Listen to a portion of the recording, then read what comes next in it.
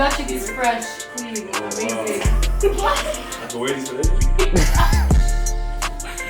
Yeah, but if you had to take something, what would you take? I'm a brownie guy. I'm a brownie guy. Maybe some grapes to be healthy. I feel like this food is bigger. I feel like, yeah, it was Like, it was definitely bigger than this. You used to come here for like program and stuff? Sometimes. Okay. Okay, Alvin, we're gonna start with some icebreakers. So, first question is, for those that don't know you, how would you like to introduce yourself? My name is Alvin Mucyo. I grew up in Penny Drive. I go to Nipissing University. Yeah. What's one thing that people don't know about you off the court? I think I'm a quieter guy. I don't really speak unless spoken to, honestly. But yeah. Say 2 truths and a lie for the viewers, but don't tell the answer. Don't tell the answer. I can play the whole season wearing like one pair of shoes. Like I'll never switch it. I can do a backflip, and I listen to Katy Perry. What's a quirky or unexpected thing that you do or have on and off the court? I don't know if it's like a quirk, but like I could play the same song over like 40 times in a row back to back. And not get tired of it. Yeah, I can do that. What's the best compliment you've ever received? Someone once told me I look exquisite, so I think that one kind of stood out. What's one thing that you wish more people understood about you? I think like I'm a bad communicator, so like if we're not talking all the time, like if somebody dies, I still like mess with you and stuff. It's just I'm just bad at that type, like, you know, I'm not good with that. I get caught up in the day-to-day. And if you could describe your childhood in 3 words, what would they be? Probably adventurous, fun, I don't know, innocent. And if you could relive a core memory in your childhood, what would it be? I don't think I have a specific one, but just like probably like just playing manhunt with my friends, or like, you know, going to the park, playing with them, stuff like that. Was there anyone in specific that you looked up to on and off the court? Yeah, I come from like a bigger family, so I got like a bunch of big cousins. I think like my older cousin Chris, he like really started playing basketball, so I kind of looked up to him. I kind of just copied what he did. And was there a moment growing up where you realized Penny was different from other neighborhoods? Yeah, I probably went to my friend's house for like a group project. I don't remember what grades, like maybe grade 6, grade 7, but you're just looking at the houses, you're looking at the neighborhood, it's completely different. Mm-hmm. So I think that was probably when I realized. What were some struggles that you faced as a kid that some people wouldn't expect? I don't know, I think like I said it before, like I was kind of quiet. So I was really not necessarily closed off, but like I made friends. It was probably just like through basketball. I wasn't really going out of my way to like, you know, talk to people. Do you think that there were any advantages or disadvantages growing up in Penny? I mean, I feel like advantage is like everybody's always outside. It's like a bigger community. Like I feel like you go outside, your friends are there. It's like it's people. It's a community house. It's always people that want to help you and stuff. For disadvantages, you know what it is. Like it's the block out there. You know, like there's stuff going on, but I feel like it's not that bad. What's a sound or smell that takes you back to your childhood? I feel like just like barbecues, I guess. There's always like a barbecue going on, there's something going on around, so I think that's kind of like a smell of hot dogs and burgers and stuff. How did your family influence the way that you see the world? I think I come from like my mom and my sister are two like the kindest people you'll ever meet. So I think just coming into things with like, I want to say it kind of hard, or like being kind to people before anything. And is there any way that Penny shaped your passion for basketball as a player? For sure. I feel like it's like 90% of my summers, I remember everybody's outside. We're all playing basketball, we're playing American, we're playing Stone. It's like we spent hours and hours over there, for sure. It brings everybody together, for sure. Yeah. So you went from playing in summer leagues to coaching them. What did you take as a player now into coaching? What did I take as a player into coaching? I feel like it's easier to see like when a guy's tired or what he's thinking about like the crowd and stuff like that. Things that I feel like most coaches, if you didn't play, you won't really notice. So I feel like it's easier to talk to players and come from a place of understanding. So I think I took that from coaching. How does it feel like representing your hometown now on the like professional stage? I mean, it's cool. I feel like everybody's always asking for tickets and stuff, but like it's nice to see like people want to come support and they want to like, you know, show love. Does it ever bother you when people ask for tickets? not tickets, but people be asking for gear, and like I don't really have like access to every single type piece of item or whatever. But it's cool. Like it's, you know, they want to represent. If you had unlimited resources, what's a specific change that you would want to make within your community? I feel like I do more programs for like related to like art or like I don't know, reading and stuff like that. Because I feel like just other stuff other than sports or basketball in general. Because I feel like at least us, we only knew like basketball. But I feel like there's other stuff people could do. They want to sing, they want to rap, or even if they just want to like go into other interests. Like I feel like there could be more things towards that than. Of course, and as beautiful as sports are, like there's also so much more that can go into people as well. Like after their sport or like, for sure, yeah. You know, it's very important to try different things. For sure, yeah, and having that option. Of course. All right, so let's talk about your life as a student athlete. So first question, are you in post-secondary and where do you go and what do you study? So yeah, I'm still in post-secondary. I'm going to my last year at Nipissing University. It's in North Bay, which a lot of people don't know where that is. It's in the middle of nowhere. What was the end of the question? What do you study? I study psychology. Nice, nice. So what made you choose Nipissing University? Honestly, after COVID, like I did my first year in college, and then after COVID, I really didn't really have offers. I wasn't even sure if I was gonna hoop, but I knew a guy called Danny Lucusa. He was going to Nipissing, and he was like, "Oh, you should come out here," stuff like that. I talked to the coach, and I was like, you know, whatever. I'll just go out there. I'll go try it out. How does it feel transitioning from university basketball to now professional basketball? I feel like it's a lot to learn. I feel like everybody's a lot bigger, a lot stronger. I thought I was tall over there, and then you get to there, and everybody's 6'6" and 6'7", or 6'10", so. Battle. Sorry. You can keep that in, though. Don't try to edit it out. You have to clip that. But, Yeah, sorry, repeat that 1 second. 6'7". Right. Okay, neck. But nah, what's it called? So yeah, it's just everybody's bigger, everybody's stronger, they play a little faster, but it's also an adjustment. Okay. How do you balance like studying psychology and, you know, making sure your studies are good, but also staying intact with basketball? I feel like you can't really leave stuff. Like you can't, like in high school, it's easy to be like, all right, this is due like the Friday, you'll start it on like the Wednesday. I feel like whenever you have time during the day, like just try to do a little bit, even if it's not everything, like kind of put it into little chunks and just. There's a study I saw where it's like, if you start something for 5 minutes at least, it will get your motivation. Yeah, because once you start, you're like, okay, I might as well just keep going. Like you got a little momentum. Exactly, I feel like that's the easiest thing. I feel like if you come from practice in the morning and like you have 2-3 hours, you could take the nap, but it's like, I'll do 5 minutes and I'll tell myself I'll take a nap, but I already did 5 minutes. I might as well just keep going. Yeah. But I can't lie, starting is the hardest. Starting is crazy. You know, I'm saying this, but it's tough. Yeah, for sure. Has studying psychology helped you on the court? Yeah, for sure. I feel like you learn a lot about why you think the way you think. So it's like you get to understand, even just like you'll see, I don't know, you can get into people's heads, not like, oh no, I'm reading your mindset, but it's more like, you can see when people get mad or frustrated, you could kind of like, I don't know if I'm explaining this. Yeah, it simplifies a lot of stuff. You understand yourself, like, you know when you're not self-sabotaging, but you know when you're tired, you start talking a certain way in your brain, and you know how to calm it down a little bit. So there's a lot of little stuff that you can like kind of incorporate into the thing. For sure. So what non-basketball skills did you have to learn or adjust in university when it comes to basketball? Like for example, like time management or... I feel like, yeah, time management for sure. I feel like just regulating like how I think. It's easy to like be all in basketball and let it affect the rest of your day. So I think like psychology, like you'll learn like not to, I guess, put all your stuff in one basket. You understand like when you're tired, your brain will not necessarily have like the best of thoughts. So just learning like different things, I feel like that's helped me a lot. I feel like, of course, time management, I feel like the biggest thing is just, I don't know, like understanding like it's not, it's one moment, I guess, like learning like how to get better and improve. What's a piece of advice that you would give someone who's trying to balance between their sport and school as well? I feel like use your resources.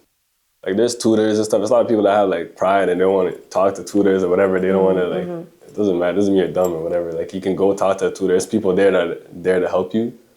So I feel like you can use them. It'll help you out a lot. I had a tutor too. She helped me out a lot. She bless my grades. I can't lie. So yeah.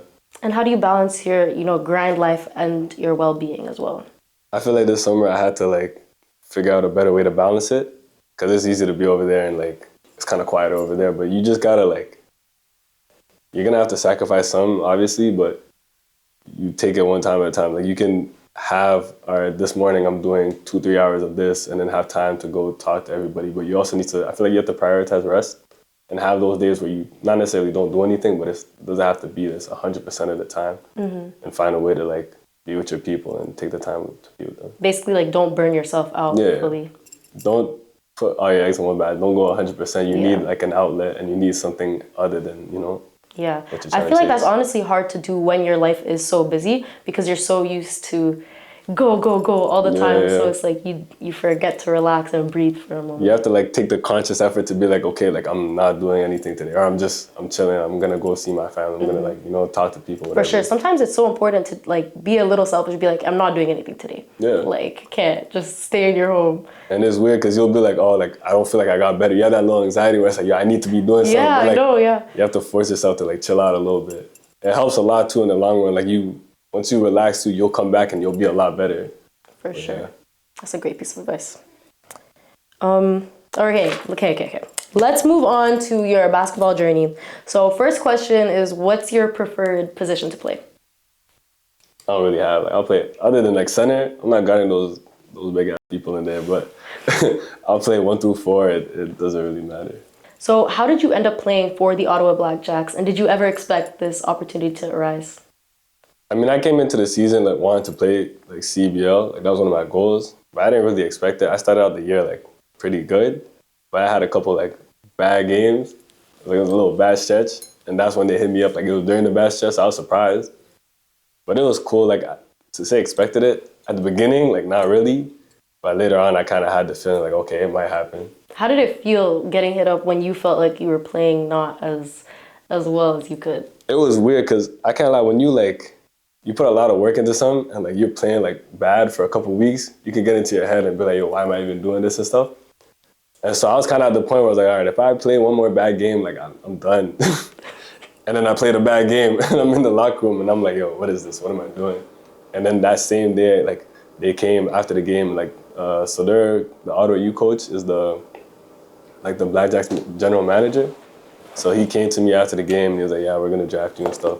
So it was cool. Like it was a lot of mixed emotions because I had just played like, and then he's coming into me. He's like, oh yeah, like yo, you're gonna get drafted and stuff. So it was cool, surreal, I guess. You can't doubt yourself all the time. Yeah, for I feel sure. like that's a lesson to take away. Okay, so you were drafted 17 overall in the CBL draft. What was going through your mind that day? I mean, it was cool. I feel like it was more like, oh, I'm showing my family. Like I knew I was gonna get drafted, but like my family get to see like the whole video and stuff, and like I had like they tuned in from like I have family in like Nairobi, I have family in like Rwanda and stuff, and like they were all like tuned in the group chat, like 30 cousins or something. Like they're all like tuned in, so it was nice. It was cool to see. Yeah. What was it like debuting for the Blackjacks? Did you have any nerves? What was going on? Not really. I feel like it was cool. Like it's like there's a bunch of lights and stuff. It's like TV cameras, so it's like there's a bunch of kids over there. It's nice. It's a nice feeling. I don't really say I had nerves. But it was definitely like a fun experience. It's a lot of... You didn't feel nervous at all? Nah, I've been playing for a long time. You're a chill guy, nonchalant guy. Yeah. Okay, you've played, you've coached, now you've gone pro. What's changed the most about how you see the game? I feel like at the pro level, everybody's a lot more patient. And it's like, it's not more like fundamental. Everybody has like, first of all, everybody knows their role all the time. Everybody knows what they're supposed to do day in and day out. So I think that's the biggest thing. Like I'm learning like just to kind of slow it down, calm down. And yeah. Okay, so you've been grinding with the development team all summer. What's a lesson that you've learned? I think the same thing. Like I feel like it's always something you can learn, regardless if you're a practice player or whatever, whether it's from the coaches, like the players themselves. There's a lot of players that have been in the league. They've been like playing in Australia, they played in China or whatever. So like every day, like if you come in with a mindset where you want to learn, like I'm learning a lot every day. Was there a specific moment that stood out to you in the summer? I wouldn't say it's a specific moment. Every day I came in, I feel like it was always something like, it's a different player that showed me something. I'm like, oh, okay, you can do that, you can do this. It's a coach that's like the coaches are nice too. Like all the assistant coaches, they're always trying to give me a little advice. They're on my ass, but like you would want someone to actually like like be worried about what you're doing regardless instead of like not caring about what you're doing. So yeah, I wouldn't say it's one moment. It's just always something. You've averaged 15 points and scored 52 threes last season. What part of the game are you most proud of? I feel like I could always shoot, but I got better at shooting off the dribble, I guess. I was more of a catch and shoot guy, so now I could like put it on the floor a bit more. I'd say that's probably what I'm most proud of. So, okay, last year you dropped 39 points in a single game. What clicked in you that night? I don't know. I don't think anything clicked. I feel like it's just one of those days where you're not really thinking.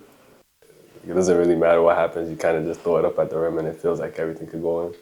You went from representing, Bellevue in summer leagues when you were younger. Did you expect to make it this far? Nah. I feel like after high school, I was kind of like, I'm just going to go to school, go to Auto U, probably just, like be a normal student. But I feel like when it got to like the point where I was going to like decide whether or not I was going to go, I didn't want to look back at like 60 years old and be like, I didn't really try. I didn't try that hard. So I was like, all right, why not? Let's just give it a shot, And what does growth look like to you outside of, trophies and stats and all that? I feel like just always trying to get better.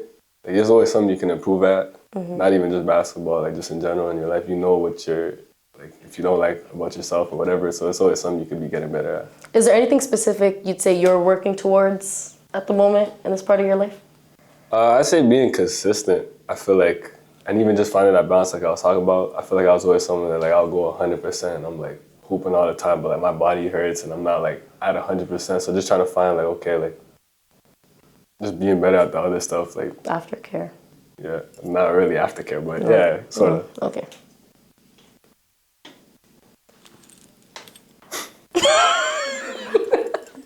Okay, let's talk about your future and your legacy.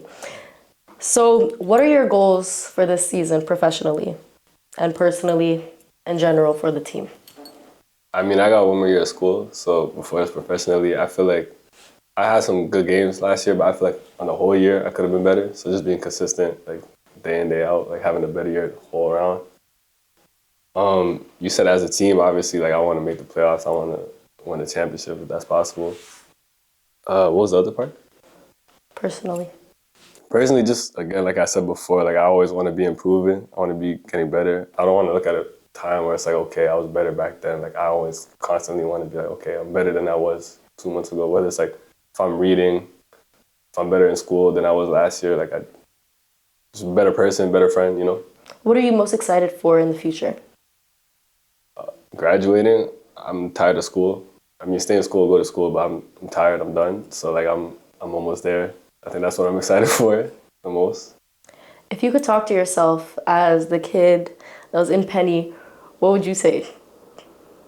I don't know. Don't be afraid to fail. Like I feel like a lot of people they want to be too cool to try stuff, and you don't want to like try too hard and then fail because you feel like that's embarrassing. I feel like just it's okay to fail. I feel like you're not gonna get anywhere if you don't fail as much as you can.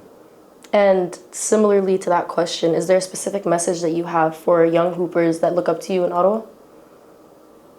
Yeah, I feel like I had a coach that used to say this all the time, like how you do one thing is how you do everything.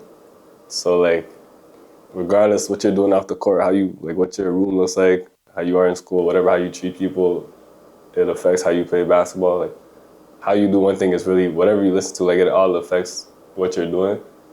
So just be mindful of that. I feel like, yeah, I think that's... I feel like that kind of reminds me of, when people say you are who you surround yourself with? Yeah, that's very That's similar. one thing, like, old people love to say it, and, like, when you're, like, a kid, you're like, I don't really care. But that's one thing, too. Like, it really matters. Like, if you're around people that want it, for real, like, you're just going to get better. If you're around people that are better than you, you're just going to get better. And if you're around people that don't really care for anything or do anything that's... As much as you think you're different, it's going to affect you regardless. Yeah, pick your company very wisely. Yeah, for sure. So what do you want to be remembered for as an athlete, and what do you want to be remembered for within your community? I feel like as an athlete, I want to be remembered as someone that I guess was a hard worker and I continued to improve, like was a willing learner, In terms of the community, I feel like I just want to be someone that gave back, I guess, Yeah, I feel like to keep it simple, I just Do you have wanna a be able to give it specific back. vision in mind for how you want to give back to the community? Like I said before, like if I could come back and like help get those programs up too, that'd be great. But even just like talking to kids, like, you know, give whatever advice I can on what worked for me, like that'd be cool too. Period. One day you should come out and just sign people's like balls, like jerseys. Nah, like I don't know about all that, Some but cute, not too crazy. No? Okay. Okay. So we do this thing called Fast Five here at Brilliant Voices. So if you're new, basically we ask our guests 5 questions very fast and they have to answer back to back. And we end with them asking our next guest a question. Got it? Okay. Great. So, what's your favorite place to eat near the neighborhood? Barney's. What's your pre-game routine? Actually, I take a nap, wake up, stretch, listen to some music, do some ball handling, shoot, and then just have like maybe 5 minutes, just meditate. If you could have dinner with anyone dead or alive, who would it be? Damn. Michael Jackson. What's the best advice you've ever gotten? How you do one thing is how you do everything. So, a question from our last guest was, if you had one thing to do before you died and you knew you were dying the next day, what would you do? I want to go skydiving. Skydiving? Yeah. And JD asked, that was Daniel. JD asked, what are some ingredients that feed your purpose? Yeah. I was confused when he said ingredients too. What does that mean? Wait. Like, what feeds your purpose? What feeds your soul? Like, I feel like obviously my family. Like I want to see all my people straight. I want to take care of all my people. And then I feel like again, I don't like everybody gonna like kind of get to a point where it's either you like who you are or you don't. And I feel like I don't want to be at the point where I don't like who I am. So I just again trying to keep improving and just I guess if that feeds into my character, like I always want to try to be better than I was yesterday. So without knowing the next guest, what are you gonna ask them? I'll keep it simple. What's something you were better at last year than you were, or better at now than you were last year? Period. Done. Yay! Episode 4, wrap? That's all? That's a wrap? We're done. Y'all- We're done.